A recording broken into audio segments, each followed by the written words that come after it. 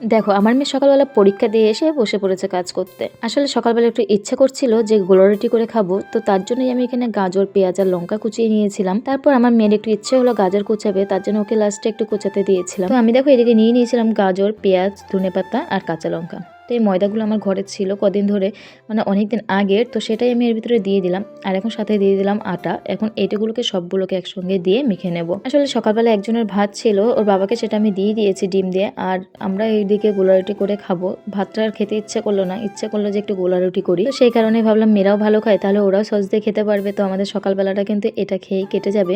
তো যাই হোক, দেখো এখানে কিন্তু আমি সব মশলা দিয়ে দিলাম।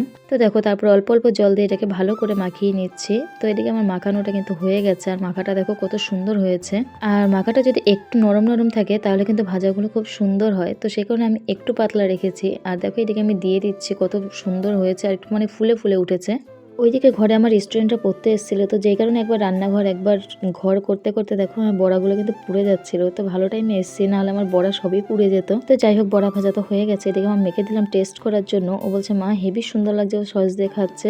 আর এদিকে তারপরে আমি আর আমার ছোটো মেয়েও বসে পড়লাম খেতে। সত্যিই অপূর্ব লাগছে খেতে। আর ভিডিওটা তোমাদের কেমন লাগলো বন্ধুরা অবশ্যই জানিও। ভালো লাগলে লাইক, কমেন্ট, সাবস্ক্রাইব করো। ধন্যবাদ।